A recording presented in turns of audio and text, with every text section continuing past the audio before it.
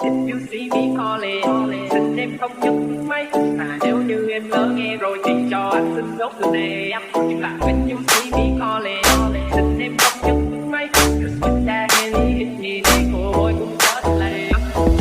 Anh biết em nói là không muốn gặp anh nữa, chỉ gọi để hỏi cơm hôm nay ăn chưa. Sao ăn rồi thì có hức anh chưa? Nếu rồi thì đã nhớ anh chưa? Em biết anh là thế mà đã thế, em còn suy, em còn nghĩ, em còn trách làm chi. Anh biết anh như cục đèn trong mắt, bởi vì em chỉ có wait for me. Baby nghe anh nói một lần được không? Lên anh được trên màn hình em có được không? Em muốn biết anh nói trước tụi nó biết anh ngoài kia cũng phải tốn gần năm. Và nếu em muốn đêm nay không ngủ, đừng nói anh daddy, giọng công chủ. Đừng có mong thủ cái bụng chi when I say you. If you see me calling, xin em không nhấc máy. Mà nếu như em lỡ nghe rồi thì cho anh xin nốt lần này. Nhưng mà when you see me calling, xin em không nhấc máy.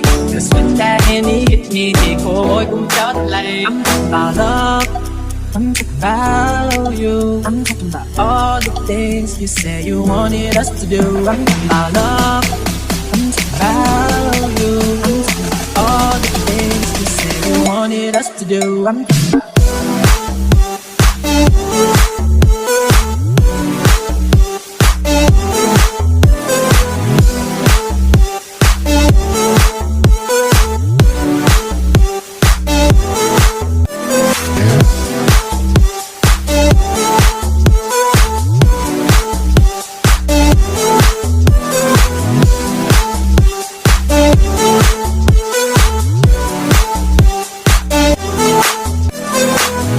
rose, cho anh em thì cần có nghe. Oh yeah, no man, but you know I gotta keep it real right now. Anh có thói quen chia sẻ nó kêu vài đào. Anh không phải có tự nhiên thích tiêu xài hao. Automated how I feel right now. Nói mấy con bạn em nếu tụi mày giọng thì bạn trai của tụi nó đã là anh rồi. I know, baby I'm an asshole. But that's cause you the shit though. Bằng mắt xanh thì phải biết như là sẽ đang học. Baby anh không có tiếc đâu.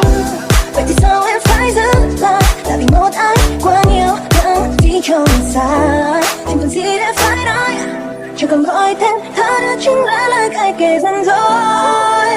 Vậy xin anh đừng nói em Xin đi calling, xin em không nhấc máy. Nếu như em lỡ nghe rồi thì cho anh xin nốt lần này. Nhưng mà when you see me calling, xin em không nhấc máy. Xin ta Henny hit me thì cô ơi cũng chết lay. When you see me calling, xin em không nhấc máy. Mà nếu như em lỡ nghe rồi thì cho anh xin nốt lần này. Nhưng mà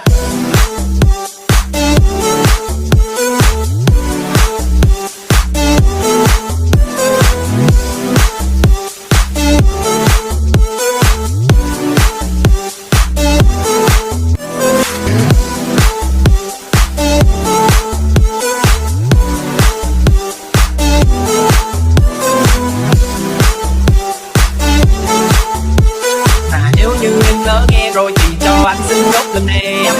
If you see me calling, xin em không nhấc máy. Nếu như em lỡ nghe rồi thì cho anh xin nốt lần này.